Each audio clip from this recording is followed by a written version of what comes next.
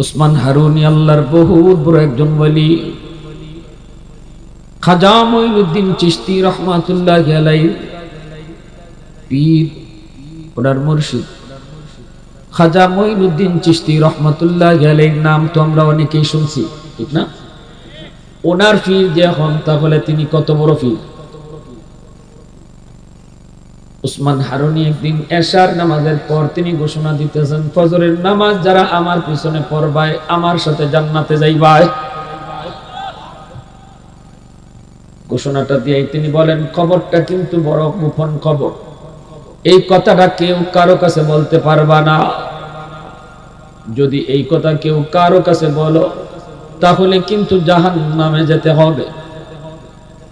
বলা মাত্রই মানুষগুলি সব নীরব নিস্তব্ধ হয়ে গেল।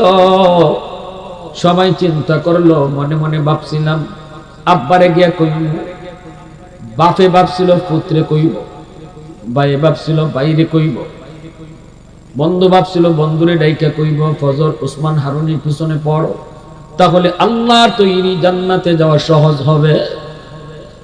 কিন্তু যেই মাত্র উসমান হারুনি কয় না, গোপন খবর কারো কাছে বলা যাবে না, সাথে সাথে সবাই আবার নীরব হয়ে গেল। না না, কারো কাছে বলা যাবে না।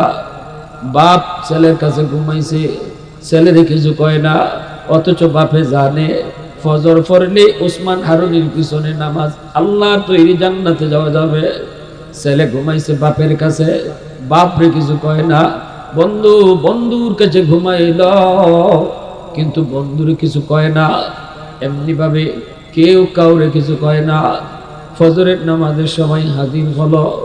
উসমান হারুনি তাকায় দেখেন, এশার জামাতে যেই পরিমাণ মানুষ ছিল, ফজরের জামাতে ডাবলের ডাবল, ডাবলের ডাবল। মসজিদ ভরা, বারান্দা ভরা, মাঠ ভরা মানুষ আর মানুষ। আল্লাহর ওলি উসমান হারুনি কয়, এ এশার নামাজ কারা কারা পড়ছো হাত উঠাও। সবাই যারা হাত নামাজ পড়ছে তারা হাত উঠাইলো। যারা নামাজ পড়ে নাই এশার, এরা তো হাত উঠাইছে না, খালি ফজর হইছে।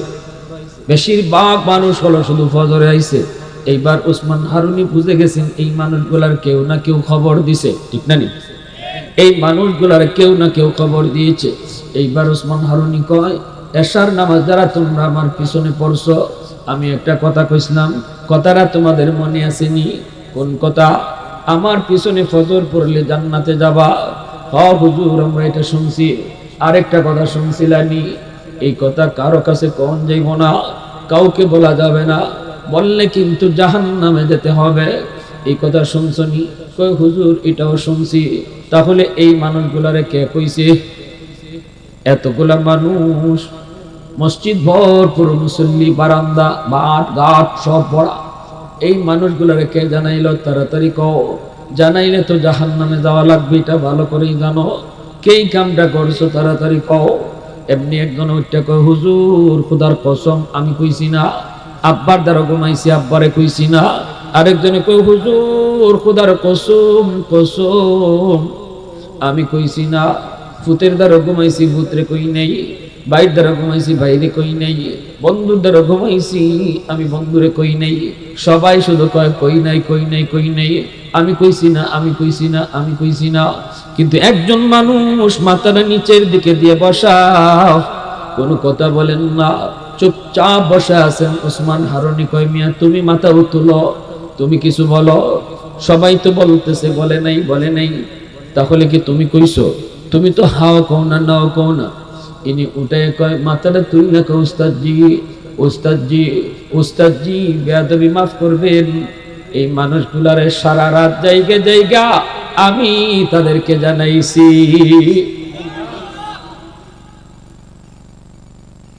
কেন তুমি জানাইছো? তুমি কি জাহান্নামে যেতে চাও? জানাইলে জাহান্নামে যাওয়া লাগবে, এই কথা শোনো নাই? কয়, হ্যাঁ হুজুর শুনেছি, শুনেছি। তাহলে তুমি কেন জানাইছো? কয়, হুজুর আমি চিন্তা করে দেখলাম, যদি আমি কথাটা মানুষে না জানাই, তাহলে আমি একা শুধু জান্নাতে যাওয়ার সুযোগ পাই। অসংখ্য অগণিত আল্লাহর বান্দা জান্নাতে যাওয়া থেকে বঞ্চিত হয়। এরা সুযোগ থেকে বঞ্চিত হয়। আমি এটা মনে করলাম না, এটা হয় না, এটা স্বার্থপরতা হয়, এটা নিজের স্বার্থ বেশি দেখা হয়। আমার আল্লাহ তো চায় নিজেও বাঁচো, পরিবারও বাঁচাও, এলাকার মানুষজনকে নিয়ে জাহান্নাম থেকে বাঁচো। এই চিন্তা করে আমি গ্রামে গ্রামে হাঁটছি আর আওয়াজ দিছি, সারা রাত ধরে আওয়াজ দিছি, ও আল্লাহর বান্দারা, জান্নাতে যদি যেতে চাও আজকের ফজরটা উসমান হারুনির পিছনে পড়ো। কারণ ইনি এত বড় আল্লাহর ওলি, আগুনের ভিতরে ইনি জাপ দেয়, আগুন উড়ারে জ্বালায় না। আগুনের পূজারীরা কয়, কথা কইতে কইতে তোমরা দেখবাইনি আগুনের কোনো নিজস্ব ক্ষমতা নাই, আগুন চাইলেই জ্বালায় না, আগুনের মালিক ইশারা দিলে জ্বালায়, নইলে আগুন জ্বালায় না। আগুনের পূজারীরা কয় এটা বুঝি না, এত কথা বুঝি না। উসমান হারুনি কই বুঝতে চাও? কই হ্যাঁ বুঝতে চাই। সাথে সাথে আল্লাহু আকবার কইয়া আগুনের ভিতরে তিনি ঝাঁপ দিয়েছেন। আগুনের পূজারীর দল সবাই তাকায়া তাকায়া দেখতেছে উসমান হারুনি আগুনের ভিতরে, এত বড় আগুন দাউ দাউ করে জ্বলে, কিন্তু ওনার গায়ে লাগে না, পশমটাও আগুনে জ্বালায় না। আবার তিনি আগুনের ভিতর থেকে বেশ কিছুক্ষণ থাইকা আল্লাহু আকবার কই আগুন থেকে বেরিয়ে আসলেন। সমস্ত অগ্নি পূজারীরা মুহূর্তের ভিতরে কালেমা পড়ে মুসলমান হয়েছে। আরে কুজুরা কো আল্লাহু আকবার। তাহলে আমরা কি বুঝলাম? আগুন নিজের কোনো ক্ষমতা নেই, আগুন আগুনের মালিকের কথায় চলে, ঠিক কিনা? জোরে কও, আরো জোরে কও, ঠিক কিনা? আগুন তার মালিকের ইশারায় চলে বিদায় আজকে 11 দিন 12 দিন যাবত আমেরিকার লস অ্যাঞ্জেলেস আগুনে জ্বলে, হলিউড আগুনে পড়ে জ্বলে ছাই। তাম পৃথিবীর প্রযুক্তির লাইনে দ্বারা চ্যালেঞ্জ করে আমেরিকা, পৃথিবীর কোন শক্তি যাদের সামনে হাজির হতে পারে না, যারা আল্লাহর শক্তির সামনে অনেক সময় বাহাদুরি দেখায়, সেই আমেরিকা আজকে অত্যাধুনিক সমস্ত প্রযুক্তি নিয়ে এক আগুনের সামনে অসহায় হয়ে দাঁড়ায় আছে। শুধু দেখা ছাড়া কোনো উপায় নেই। পুরা শহরকে শহর জ্বালায় দিতেছে। লস অ্যাঞ্জেলেস আগুনে জ্বলতেছে। পৃথিবীর সবচেয়ে দামি এলাকা, পৃথিবীর সবচেয়ে মূল্যবান এলাকা, দামি দামি ধনী ধনী লোকরা যেখানে থাকে, হলিউডের নায়ক নায়িকা যেখানে থাকে, রঙ্গমঞ্চ দিনরাত যেখানে তৈরি হয়, পাপের রাজ্য আমেরিকার, সেই পাপের রাজ্যের নাম হলো লস অ্যাঞ্জেলেস। হলিউড আজকে আগুনে জ্বলতেছে। লক্ষ লক্ষ হেলিকপ্টার দিয়ে পানি দেয়, লক্ষ লক্ষ ফায়ার সার্ভিস দিয়ে পানি দেয়, কিন্তু দেখা যায় পানি দিলে আগুন নিবে, কিন্তু লস অ্যাঞ্জেলেসের আগুন পানি দিলে আরো বাড়ে। দুনিয়ার আগুন পানি দিলে নিবে, আর আল্লাহর আদেশে যেটা জ্বলে এটারে পানি দিলে আরো জ্বলে। ঠিক কিনা? জুড়ে খাও, আরো জুড়ে, ঠিক কিনা? পাশেই সাগর, সাগর, সাগরের পানি দিতে দিতে আরেক রাজ্যে, সাগরের আরেক রাজ্যে পানি শর্ট পড়ে যেতেছে। এরপরও আগুনের কোনো কুল কিনারা পায় না। তাহলে বোঝা গেল আগুনের নিজস্ব কোনো ক্ষমতা নাই, ক্ষমতা হলো মালিকের। মালিক যদি কয় আগুনে জ্বালায়, মালিক যদি না কয় জ্বালায় না। এজন্যই তো ইব্রাহিম খলিল জ্বলে নাই, মুসা কালিমুল্লাহ জ্বলে নাই। আল্লাহু আকবার, জোরে কও, আরো জোরে আল্লাহু আকবার। প্রশংসা করব কার? আরো জোরে কার? वहदत की हिफाजत नहीं बेकुव्वत बाजू, वहदत की हिफाजत नहीं बेकुव्वत बाजू, आती नहीं कुछ का बिहाकल खुदा दाद, आती नहीं कुछ का बिहाकल खुदा दाद। ऐ मर्द खुदा तुझको कुव्वत नहीं हासिल, जा बैठ किसी गार में अल्लाह का करिया, ये सच है कि बातिल की तरफदार नहीं हम, गद्दार न समझो हमें गद्दार नहीं। हाँ, फूलों की तरह नरम मिजाज अपना है नजर, हम तीर नहीं नेज़ा तलवार नहीं। हाँ, मुसलमाনের আওয়াজে বলি আল্লাহু আকবার। তাহলে বোঝা গেল আগুন কার হুকুমে চলে। উসমান হারুনি বলতেছেন, মিয়া তুমি কইছো? কহ হুজুর, গোটা এলাকা জুইরা আমি জানাইছি আওয়াজ আমি পৌঁছাইছি, ঘরে ঘরে আওয়াজ দিছি তাড়াতাড়ি ফজর উসমান হারুনির পিছনে পড়ো, কারণ আমি মঈনুদ্দিন জানি উসমান হারুনি কেডা। আল্লাহু আকবার, জোরে কও। সবাই না জানলো মঈনুদ্দিন চিশতি জানবেন না, মানিকে মানিক চিনে, রতকে রতন চিনে, ঠিক কিনা? আরো জোরে, ঠিক কিনা? অলি অলি রে চিনে। উসমান হারুনি জানে মঈনুদ্দিন চিশতি কেডা, আর মঈনুদ্দিন চিশতি জানে উসমান হারুনি কেডা। উসমান হারুনি তার ছাত্র মঈনুদ্দিন চিশতিকে কয়, মঈনুদ্দিন কে জানাইছে? তিনি বলতেছে, হুজুর আমি জানাইছি।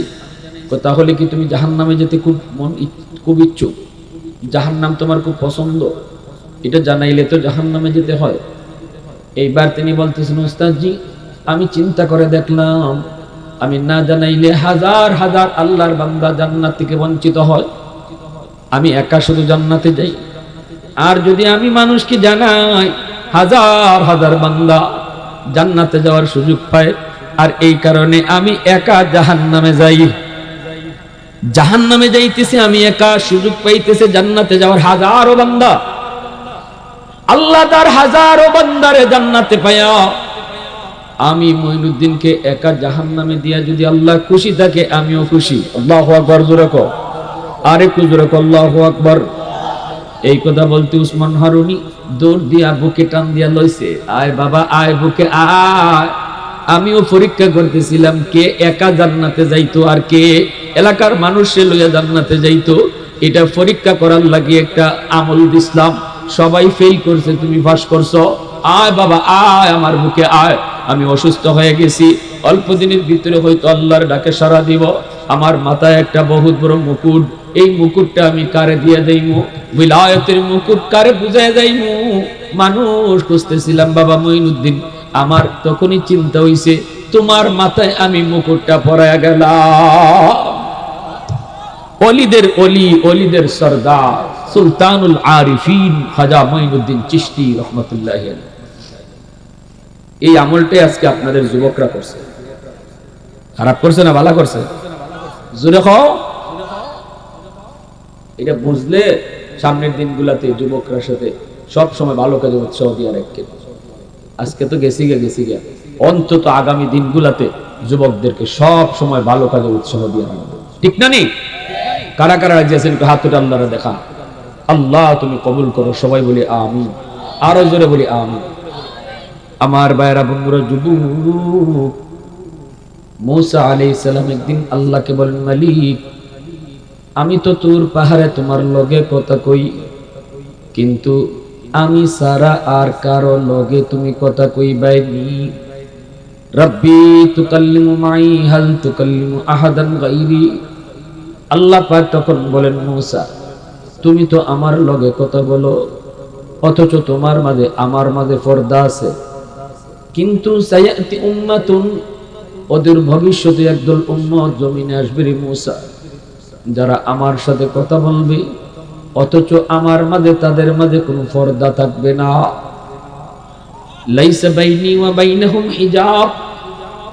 মূসা কালিমুল্লাহ কয়, মালিক এরা কোন উম্মত? আল্লাহ বলে, উম্মতে মুহাম্মদ, এরা আমার বন্ধু মুহাম্মাদুর রাসূলুল্লাহর উম্মত। মূসা নবী কয়, মালিক আমি তো তোমার লগে কথা বলি তুর পাহাড়ে আইসা, ওই উম্মত কোন ফারগে কথা কইব? আল্লাহ কয়, না না, এরা কোন পাহাড় পর্বতে গিয়া কথা কইতো না, এরা নামাজে দাঁড়াইলেই আমার লগে কথা কইব। এজন্যই রাসূল কয়, মুসাল্লি ইউনাদি রাব্বাহ, নামাজি আল্লাহর সাথে কথা কয়। নামাজি কার লগে কথা কয়? আরো জোরে বলো, কার লগে কথা কয়? আল্লাহর লগে কথা কয়। এইবার আল্লাহর নবী মূসা কালিমুল্লাহ আল্লাহকে প্রশ্ন করে, মালিক বুঝলাম তো নামাজি তোমার লগে কথা কইব, কিন্তু তুমি কেমনে তার লগে কথা কইবা? আল্লাহ কয়, যখন তারা কোরআন তেলাওয়াত করব তখন আমি তার লগে কথা কইব। নামাজি আল্লাহর লগে কথা কয়, আর কোরআন তেলাওয়াতকারীর লগে আল্লাহ নিজে কথা কয়। এজন্য আল্লাহ বলেছে আমি কোরআন নাজিল করেছি তোমাদের জন্য শিফা বানাইয়া, কোরআন নাজিল করেছি তোমাদের জন্য রহমত বানাইয়া। যেই করে কোরআন তেলাওয়াত বেশি বেশি হবে, এই ঘরে আল্লাহর পক্ষ থেকে রহমত নাজিল হবে। যুবক, যেই সমাজে মাদ্রাসা থাকবে, যেই সমাজে কোরআনের প্রতিষ্ঠান মাদ্রাসা থাকবে, সমাজের মানুষ মাদ্রাসাকে কদর করবে, এই সমাজটাকে আল্লাহর রহমতের চাদর দিয়ে ঢেকে রাখবে। যেই সমাজের মানুষ উলামায়ে কেরামকে মহব্বত করবে, যেই সমাজের মানুষগুলা সন্তানকে হাফেজ আলেম বানাবে, আল্লাহ ওই সমাজটাকে আযাব গজব থেকে হেফাজত করবে। সুবহানাল্লাহ জোরে বলুন, আর একটু জোরে বলুন সুবহানাল্লাহ। এজন্য বলি কোরআন বহুত বড় নিয়ামত আল্লাহ পাকের পক্ষ থেকে। যেই ঘরে কোরআন তেলাওয়াত হয়, এই ঘরে রহমত নাজিল হয়। স্বামী স্ত্রীর ভিতরে আল্লাহ মহব্বত বাড়ায় দেয়, ভাই ভাই আল্লাহ মহব্বত বাড়ায় দেয়, বাপ বেটার ভিতরে আল্লাহ মহব্বত বাড়ায় দেয়। এ আমার মা বোনেরা খেয়াল করে শোনো, স্বামীর সাথে ভালোবাসা নাই, মহব্বত কম। পানি ফোরার জন্য ফরে যাও, তাবিজ আনতে ফরে যাও, ঘরে তুমি কোরআন তেলাওয়াতের আমল চালু করো রে যুবক। ও আল্লাহর বান্দি, ঘরে কোরআন তেলাওয়াতের আমল চালু করো। আল্লাহ নিজে বলছেন তিলাওয়াতের উসিলায় ঘরে আল্লাহ রহমত নাজিল করে। সুবহানাল্লাহ। অল্প দিনের ভিতরেই দেখবা স্বামীর অন্তরে আল্লাহ মহব্বত ঢাইলা দিবে। বাপ বেটায় মিল নাই, কোরআন বেশি বেশি তেলাওয়াত করো, ঘরের ভিতরে বাপ বেটায় মহব্বত আল্লাহ নিজে বাড়ায়া দিবে। ভাইয়ে ভাইয়ে মিল নাই, তাবিজ আনতে ফরে যাও, পানি ফোনা আনতে ফরে যাও, আগে তেলাওয়াতের আমল করো। আজকে মুসলমানের ঘরে কোরআন তেলাওয়াত নাই। এক সময় মুসলমানের ঘর থেকে ফজরের পর সুমধুর কণ্ঠে কোরআন তেলাওয়াতের আওয়াজ শোনা যাইত। ফজরের পর মুসলমানের ঘর থেকে তেলাওয়াতের আওয়াজ, মা বোনেরা রীতিমতো রেগুলার তেলাওয়াত করত। কিন্তু আজকে কি হয়ে গেল? হাই, কি হয়ে গেল?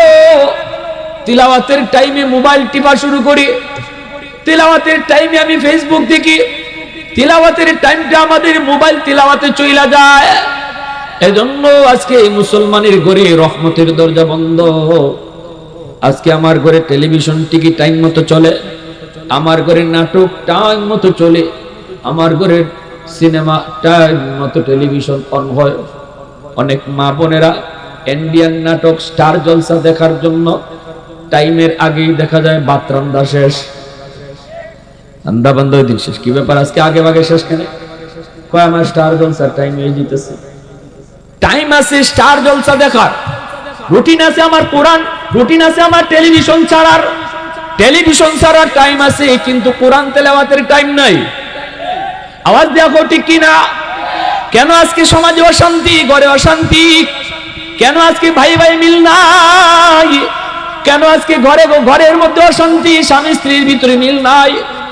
সমাজে তালাকের পরিমাণ বাইরে গেছে কিনা জোরে কই না? শহরে বন্দরে তালাকের পরিমাণ বাইরে গেছে। কয়েকদিন আগে আমার এক বন্ধু নতুন মাত্র ওই যে কাজী হইছে, নতুন কাজী হওয়ার পর কয় ভাই 15 দিন হইছে আমি কাজীগিরি লইছি। এই 15 দিনের ভিতরে আমার সর্বপ্রথম লেখালেখি শুরু হইছে তালাক দিয়া। বিয়া ফরানি লইয়া আমার কাম শুরু হইছে না, আমার কামটা শুরু হইছে তালাক লেখা লইয়া। আর এই পর্যন্ত 15 দিনে মনে হয় 20টার উপরে খালি তালাকের কাগজ লেখন আছে। কি শুরু হইল, কি গজব হইল, কি গজব হইল?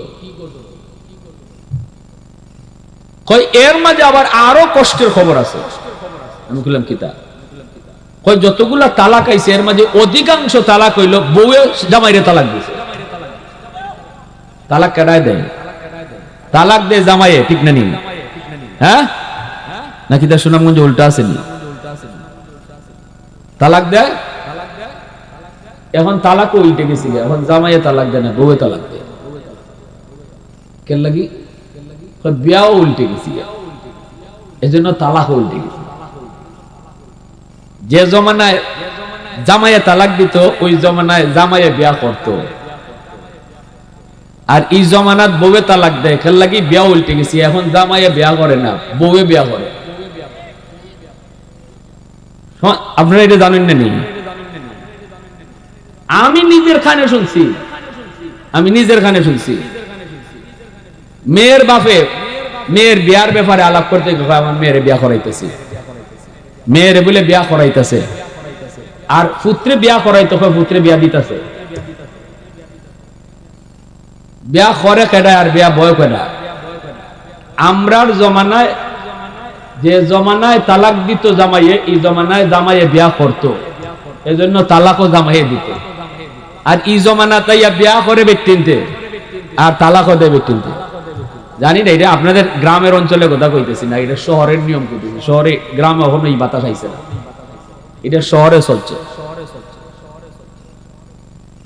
এই যে তালাক সংখ্যা বাড়ছে কেন লাগে? এখন কি পরিমাণ অশান্তি অশান্তি অশান্তি, অশান্তির শেষ নাই। ফোন কয়টা ধরবো আমরা? আমি তো ফোন ধরিই না, সহকারী ফোন ধরে। হুজুর মাহফিলের লাগে যে পরিমাণ ফোন আয়, এর থেকে বেশি আয় ব্যক্তিদের ফোন পেলে। হুজুর হুজুর কিছে, সহকারী ধরে কি হয়েছে? হুজুর আমার জামাই আমার বালা হয় না। কিতা হয় না? বালা হয় না। তাবিজ দিন, পানি ভরা দিন, ইতা দিন, হিতা দিন। আমি কইতে তুই কিতা কস? কয় আমি, আপনি তো কইছে নই, বেশি বেশি কইতাম কোরআন পড়তো। আমি কই বেশি বেশি কোরআন তেলাওয়াত করো, তাইলে আর তাবিজ পড়া লাগতো না, পানি ভরা লাগতো না, অটো আল্লাহ করে রহমত দিয়ে দিব। কিন্তু ইডা মানতে রাজি না তো আমরা, এটা মানতে রাজি না, ঠিক না নি? পানি ভরা হুজুরে দিব, খামইতো না। কামইব কেমনে? আমার ঘরে তো তিলাওয়াত হয় না, টেলিভিশন চলে, রহমতের দরজা বন্ধ, গজবের দরজা খোলা। হুজুর যে ফানি পড়া দিছে, এই ফানি পড়া তো আমার ঘরে গিয়ে হামাইবার দরজা খোলা হয় না। কারণ কোরআন তিলাওয়াত পড়া যে ফু দেওয়া হয়, এটা তো আমার ঘরের গজবের দরজা দিয়ে ঢুকবে না। আমার ঘরে রহমতের দরজা খোলা থাকলে তাবিজকে ঢুকবো। তাবিজ কি হুজুরে মন গড়া করে ফু দিচ্ছে? তাবিজ তো কোরআনে আয়াত করে ফু দিছে, আল্লাহর কোরআনে আয়াত। এটা তো রহমতের দরজা ছাড়া ঢুকবে না। আমার ঘরে রহমতের দরজা লাগাই, তেলাওয়াত হয় না, বউ করে না, জামাই করে না, জিফুতে করেন না। দিন যায়, সপ্তাহ যায়, মাস যায়, রমজান আইলে কোরআনের সাথে আমরা আর সাক্ষাৎ হয়, ঠিক না নি? কিন্তু টেলিভিশন ডেলি চলে না, চলে না। এখন হুজুরে পানি পড়া দিন, আমার ঘরে গিয়া আমার তো খাম হয় না, খাম হইতো কেমনে? ঘরে গিয়ে ঢুকবার জায়গা পায় না, ওখানে আইয়া কিতা সব দোষ হুজুরে। পরের দিন আইয় বেটার দোকানও হামাইয়, কয় নাই রে, নাই নাই, আগের মেসাব নাই, ওইসিনি খাম, আগের মেসাব নাই, সব নকল। ওখানে কি হইছে? আগের মেসাব হলো আসলে অরিজিনাল, ফু দিত ডাইরেক্ট অ্যাকশন। আর এখন কয়বার যে গেলাম হুজুরের দ্বারা পানি ভরা লইয়া, জামাইয়া খালি আগের থেকে আরো বেশি ভিড়ায়, ঠিক না নি? পানি ভরা যেমন রিঅ্যাকশন হইলো, ভিড়ায় আরো বেশি। তে এই যে দোষটা দিল হুজুরের, এটা তো হুজুরের দোষ না, গন্ডগোল লাগাইছে আমি। আমার ঘরে নাই তেলাওয়াত, আমার ঘরে চলে টেলিভিশন, আমার ঘরে চলে মোবাইল, আমার ঘরে গান বাজনার আওয়াজ হয়, রহমতের দরজা আমি লাগাই তো রাখছি, সিল মাইরে তো রাখছি, আর গজবের দরজা খোলা। হুজুরে পানি ফোরা ঢুকতো কে খুলবা? গন্ডগোল লাগাইছি আমি, আর দোষ দেই হুজুরে। রোগ হইলো আমার জমিনও, আর চিকিৎসা দিতেছে আসমানও। আগুন লাগছে আমার শেরপুর, পানি লইয়া যায় ফরিদপুর। কুশিয়ার আর সব পানি ফরিদপুর ডাললো তো শেরপুরে আগুন নিকতো না, ঠিক না নি? আগে দ্বার হলো, যে জমানায় মুসলমানের ঘরে দরজা খোলা আসিল, এই জমানায় তো ফুতে কাম হইছে। ওই গরফুর হিসাবে ফু দিয়া গেছেন, আমরা উস্তাদরা হইছেন, গরফুর হিসাবে ফু দিয়া যাইতা ফুকরির মাঝে। ফুকরি বুঝুননি আপনারা? দেখো ফুকুর রে কয় না নি, সিলেটি ভাষায় কইলাম ফুকরি। এই ফুকুরের মাঝে ফু দিয়া যাইতা গরফুর হিসাবে, আর কইতা এখান থেকে পানি নাও। হাজারে বিজারে মানুষে বোতলে বইরা পানি নিত, খাম হয়ে দিত।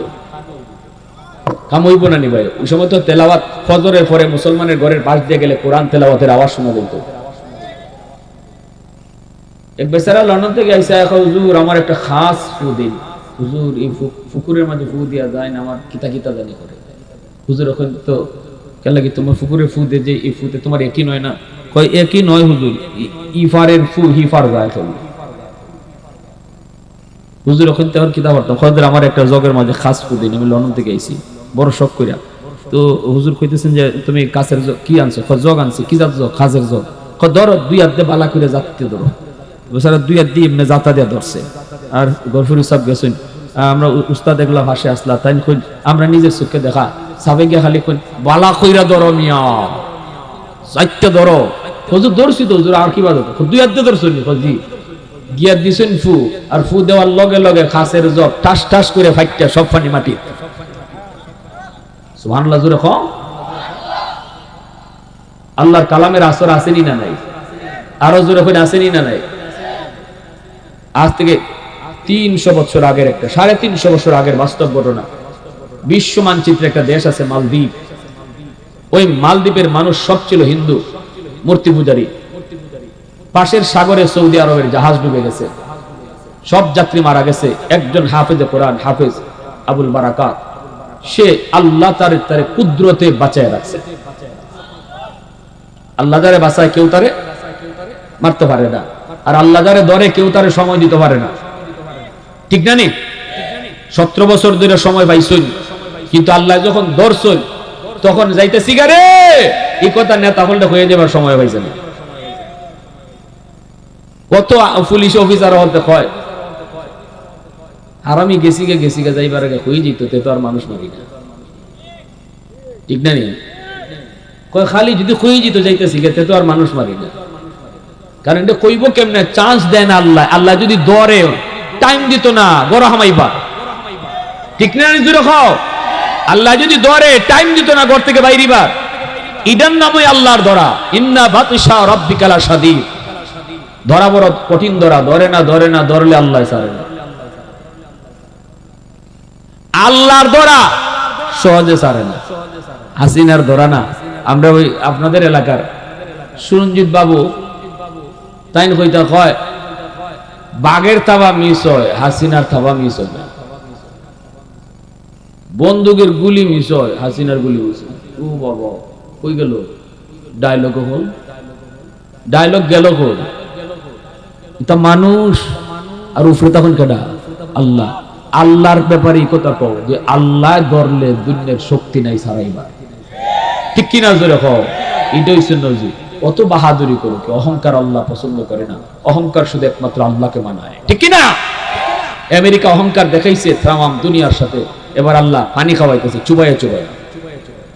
ছায়া শুধু আগ করে রইছে, ফায়ার সার্ভিস ছায়া খেলে দেখতেছে। আমার ভাইয়েরা, বন্ধুরা, জেলেরা বের হয়েছে মাছ ধরার জন্য।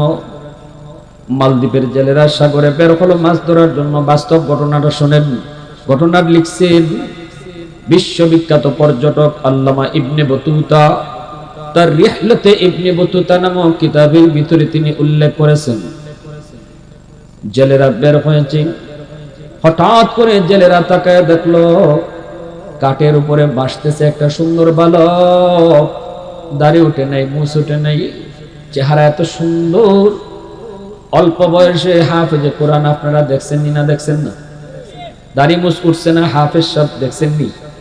তাহলে বোঝা গেল হাফেজে কোরআন হওয়া এটা বাহাদুরি না, এটা আল্লাহর একান্ত দয়া। চেয়ারম্যানের ফুলা ওইলেই হাফেজ হইতে পারতো না, এমপির ফুলা ওইলেই হাফেজ হওয়া সম্ভব না। কোটি কোটি টাকা বাপের মালিক, এই সম্পদ থাকলেই বাপ সন্তানরে হাফেজ বানাইতে পারতো না। টাকা দিয়া হরিণের চোখ কিনা যায়, কিন্তু টাকা দিয়া সন্তানরে হাফেজ বানানি যায় না। আওয়াজ আসতে কেন জোরে এখন? এই ছোট্ট বালক হাফেজ আবুল বারাকাত কাঠের উপরে ভাসতেছে। জেলেরা তার উঠাইলো নৌকায়, মালদ্বীপের বাজারে তুললো বিক্রি করার জন্য। এত সুন্দর তার চেহারা, হবেই তো সুন্দর, কারণ বাড়ি হলো আমার নবীর দেশে সৌদি আরবের মানুষ। আরবের বালক সুন্দর তো হবেই, অনেক দাম চায়, বিক্রি করবে, কেউ কিন্তু সাহস করে না। একজন হিন্দু মহিলা, মালদ্বীপের সব মানুষ কিন্তু হিন্দু, সবাই তো মূর্তি পূজারী, সবাই তো অগ্নি পূজারী, সবাই তো তারা দেবতার পূজা করে। একজন হিন্দু মহিলার সম্পদের অভাব নাই, ওই মহিলায় ডাক দিয়া কয়, আমারে যত লাগে তোমরা নেও, টাকা নাও, কিন্তু ছেলেটা আমার বড় প্রয়োজন, কারণ আমার কোনো ছেলে সন্তান নাই, আছে শুধু একটা মেয়ে সন্তান। আমার মেয়েটারে বালিক হওয়ার পর, উপযুক্ত হওয়ার পর বিয়ে দিয়ে দিতে হবে, তখন আমাকে কে পালবে, কে খাওয়াবে? একটা ছেলের বড় প্রয়োজন, টাকা কত লাগবে বলো? জেলেরা যা চাইছে তা দিয়ে মহিলা কিনে দিল। এইবার হাফিজ সাহেব হিন্দু মহিলার ঘরে, হাফিজ সাহেব মহিলাটারে আম্মা কয়, মহিলাটাও তারে আদর করে, বোনটারও তারে ভাইয়া কয়, সেও বোনটারে বড় আদর করে। এইভাবেই চলছে রে যুবক, এইভাবে সুন্দর করে চলছে তাদের জীবন। হঠাৎ করে একদিন হাফিজ সাহেব দেখতেছি মায় কান্দে। মা তুমি কেন কান্দো? মায় কই, বাবা কান্নার কারণ হলো এই মালদ্বীপে প্রতি বছর সিডর হয়, জলোচ্ছ্বাস হয়, অসংখ্য অগণিত মানুষ মারা যায় পানির নিচে কইরা। জলোচ্ছ্বাস আইসা মালদ্বীপ শহরটারে পানির নিচে ডুবাইয়া দেয়।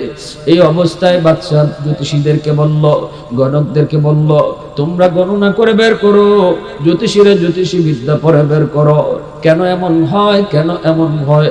ওরা তালাশ করে বলল, এটা একটা খবিস জিনের কারসাজি, এটা খবিস জিনের কাম। এর থেকে যদি মালদ্বীপে বাঁচাইতে হয়, তাহলে একটা সুন্দরী কুমারী মেয়েকে সাগরের পারে একটা রাম মন্দির, এই রাম মন্দিরে মেয়েটাকে রাতের বেলা দিয়ে আসতে হবে, সকালবেলা মেয়েটার লাশ পাওয়া যাবে, অর্থাৎ জিন এই মেয়েটারে খেয়ে ফেলবে, জিনরে ভোগ দেওয়া লাগবে, তবেই সিডর হবে না, মালদ্বীপ শহরটা রক্ষা পাবে। এ বাবা যুবক, এ বাবা সন্তান, বাবা শোনো বাবা, প্রতি বছর লটারি দেওয়া হয় সুন্দরী মেয়েদের। এই বছর লটারিতে আমার মেয়েটার নাম উঠে গেছে। কিছুক্ষণ পরই সরকারি সৈন্যরা আমার দরজার পাশে আসবে, আইসেই তারা জোর করে আমার মেয়েটাকে নিয়ে নিবে। বাবা বল বল বল, এত মায়া করে যেই মেয়েটাকে বড় করে না, এত আদর, আজকে আমার মেয়েটা চোখের সামনে সে মৃত্যুর ঘাটে যাবে, আমি মা সেটা কেমনে সহ্য করব, কেমনে সেটা সহ্য করবো রে বাজান, এজন্য আমি কাঁদতেছি। হাফিজ সাহেব কই, মা টেনশন করো না, টেনশন করো না, আমি এর সমাধান দিব, আমি এর সলিউশন দিব গো মা, আমার বোনটার কোনো ক্ষতি হতে আমি দেব না, আবার সিডরও হবে না, এই জিনেও কোনো ক্ষতি করতে পারবে না।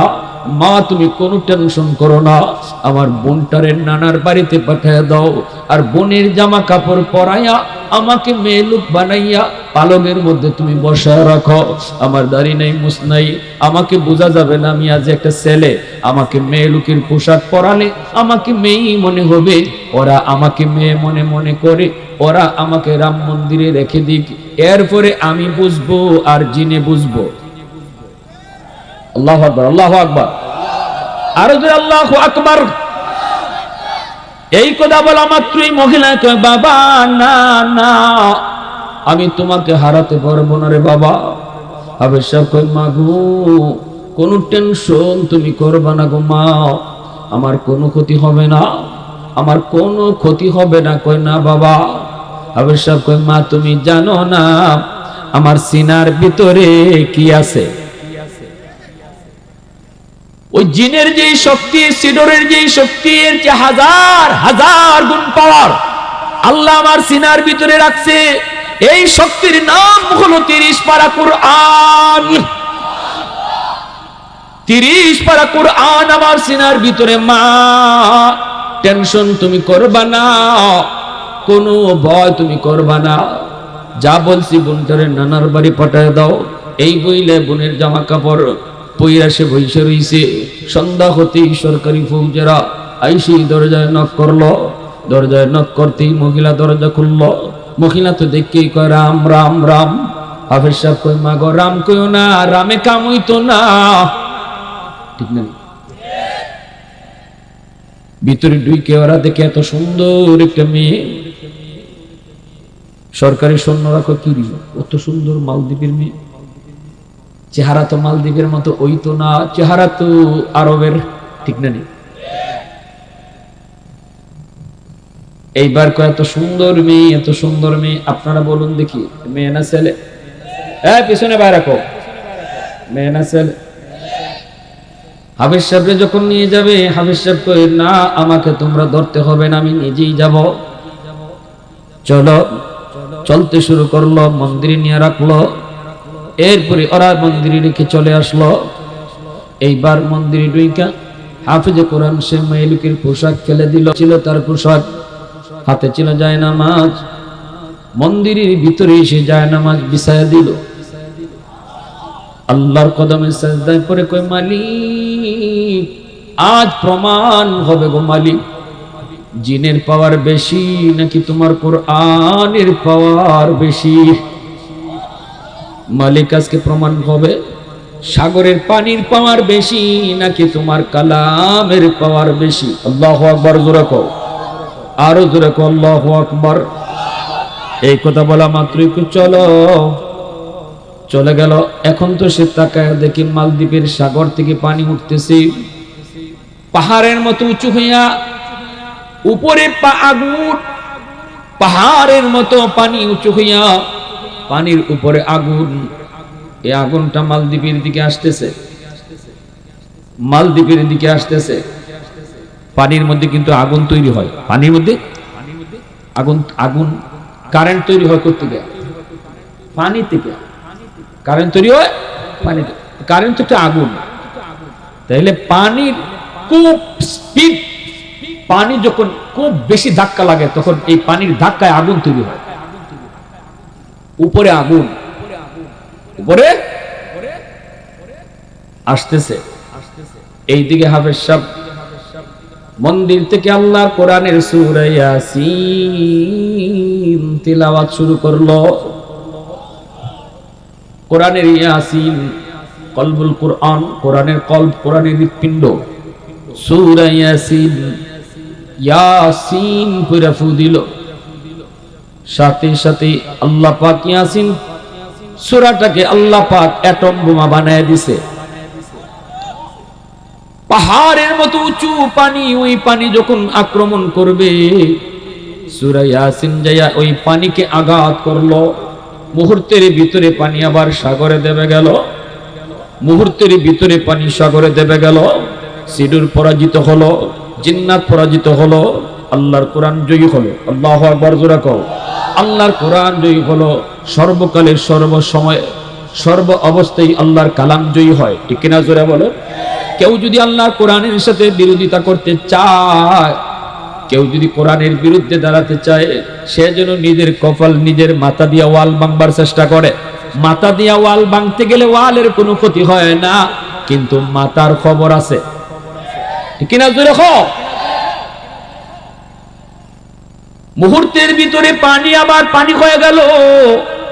সকালবেলা সরকারি ফৌজেরা আসলো লাশ নেওয়ার জন্য। আয়েশা দেখে মন্দিরে বসে বসে একজন হাফেজ সাহেব কোরআন তেলাওয়াত করে। সরকারি ফৌজেরা কই, কি ব্যাপার, লাশ কই, মেয়ের লাশটা কই, তুমি কোত্থেকে আইছো, তুমি কেডা? হাফেজ সাহেব কয়, আমি আইছি কোত্থেকে, পরে কই মনে সাউকারে, কয় রাত্রে যে একটা মেয়ে লোক এখানে রেখে গেলাম, মেয়ে মানুষ, এই মেয়ে মানুষের লাশটা কই? হাফেজ সাহেব মুসকে আসি কয়, বলাদের দল, তোরা তো আমারই রেখে গেছ। কি কর, আমরা রাখলাম তো মেয়ে মানুষ, তুমি তো ছেলে দেখা যায়। আরে আহমক, আমি আমার বইনের কাপড় ধরে মেয়ে লোক সাজে বসিলাম, তোমরা আমারই মেয়ে মানুষ মনে করে লই। তো ওই মেয়েটা কো, আমার বোন নানির বাতের ফিটা খায়, নানি বাড়ি, আর আমি বইনের কাপড় ফুরে বয়া ছিলাম, তোমরা আমার লই আইছো। তুই মরলি না, সিডুরও ওইল না, তোরে দিয়ে জিনি মারলো না।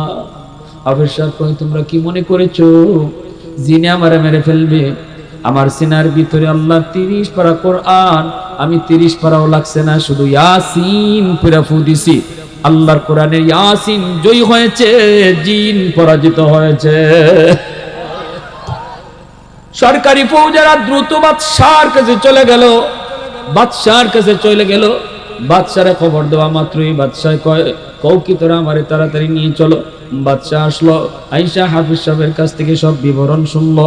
এরপরে এই মালদ্বীপের বাদশাহ কয়, বাবা যদি এমনই হয় বাস্তব, তাহলে আমরা আর কেন হিন্দু ধর্মে থাকব, আমরা কেন অন্ধকার ধর্মে থাকব, আমরাও কালেমা পড়ে মুসলমান হয়ে যাব। তবে আগামী বৎসর এই টাইমে আমি নিজের চোখে দেখতে চাই তোমার কোরআনের পাওয়ার কোরআনের মুজিজা আমি নিজের চোখে দেখতে চাই। তুমি শুধু এখান থেকে থাকবা, আমরা সাগরের পারে দাঁড়ায় দাঁড়ায় দেখব। আগামী বছর এই তারিখে বাচ্চা মন্ত্রী পরিষদ লইয়া সাগরের পারে দাঁড়ায় রয়েছে হাফেজে কোরআন মালদ্বীপের এই হাফেজে কোরআন মন্দিরে। এইদিকে পানি উঠলো, হাফেজ সাহেব আল্লাহর কোরআন করে ফু দিল, নিজের চোখে বাদশা মন্ত্রী পরিষদ লইয়া কোরআনের পাওয়ার দেখলো। কোরআন জয়ী হলো, পানি পরাজিত হলো, জিন্নাত পরাজিত হলো, সিডুর পরাজিত হলো। সাথে সাথে বাদশা মন্ত্রী পরিষদ সহ এলাকার জনগণ সহ একসাথে হাফেজ সাহেবের হাতে হাত রেখে কালেমা পড়ে মুসলমান হয়ে গেল। আওয়াজ দিয়ে আল্লাহু আকবার। ওই দিন থেকে মালদ্বীপ পৃথিবীর মানচিত্রে একটা মুসলিম রাষ্ট্র। এর আগ পর্যন্ত ছিল একটা হিন্দু রাষ্ট্র, একটা মূর্তি পূজারী রাষ্ট্র। আজও বিশ্ব মানচিত্রে মালদ্বীপ একটা মুসলিম দেশ। ইতিহাস হলো হাফেজ আবুল বারাকাতের ইতিহাস। কে লিখছেন? বিশ্ববিখ্যাত পর্যটক আল্লামা ইবনে বতুতা, তার কিতাব রিহলাতে ইবনে বতুতা। প্যারে হাজিরিন, তাহলে আল্লাহর কালামের পাওয়ার আসেনি না? আরো জোরে আসেনি না নাই? এজন্য বলি ঘরে কোরআন তেলাওয়াত চালু করো, সব সমস্যার সমাধান হয়ে যাবে। পানি পড়ার জন্য আর কবিরাজের কাছে দৌড়তে দৌড়তে তো জীবনে বহু টাকা পাইছেন। আল্লাহর দোহাই আর কবিরাজের কাছে যাইতে হইব না। কবিরাজের নামে বহু ঠক, বহু বাটফার, বহু টাকা মারতেছে। ঘরের জিনভূত ছাড়াইতে চান, কবিরাজের কাছে যাওয়ার লাগতো না। খালি তিলাওয়াত করো, সূরা বাকারার তিলাওয়াত ঘরে চালু করো।